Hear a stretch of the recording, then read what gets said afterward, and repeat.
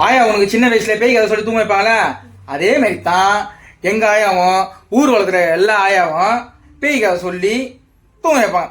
குழந்தைங்க நாங்க சோத்த வாரி துண்டு பயந்துங்க மழை வச்சு தூங்கிடுவோம். ஏன்னா பயமா இருக்கும், ஒரு மாதிரி உடம்புலாம் ஆட்டம் கண்டுபிடும். அதுல குட்டி சாத்தன ஒரு கேரக்டர் வரும், பக்கு பக்குன்னு திக்கு திக்குன்னு இருக்கேன் ஏம்மா.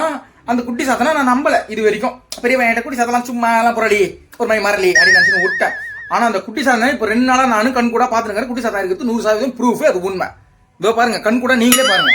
பாருங்க, கண்ணு ஆபரேஷன் பண்ணாங்க ரைட் சைட்ல. இது மாதிரியா கண்ணு இருப்பாங்க? தூசி படக்கூடாதுன்னு சொன்னாங்க. கூலிங் கிளாஸ் மட்டும் மட்டும் போடுங்க. இது மாதிரி போட்டு வந்தா இப்படி என்ன இதெல்லாம் ஏன் பண்றது உங்க தாத்தா? நீ சொல்லு சொல்லு. இது மாதிரியா வந்து நைட்ல வந்து எழுப்புறாரு, பக்குன்னு ஆகுது, ஒரு மாதிரி திக்குன்னு ஆகுது என் மனசு. தண்ணி கொடுப்பாங்க, நீ போய் கண்ணை திறக்கும் போது ஒரு மாதிரி ஆகுதுமா எனக்கு. மாமா சொல்லுங்க. அவரே வயசானவர், அவர் பாவத்தை ஏன் நீ கொட்டிக்கிறேன்? பாவத்தை கொட்டிக்கலமா, பக்குன்னு இருக்கு, பயமா இருக்கு, அதனால சொல்றேன்.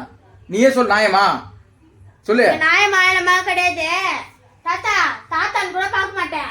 ஒழுங்கு மாதிரி தலையில இருக்கிற டவுலெட் எல்லாம் கண்ணத்துல 2 பட்டால் பட்டால்னு வைப்பேன். பாத்தியா, பேத்தி பேத்தி பேத்தின்னு உயிரை விட்டுங்க இந்த பாவி சண்டாளா. பட்டார் பட்டார்னு வைக்கிறான் பாத்துக்க.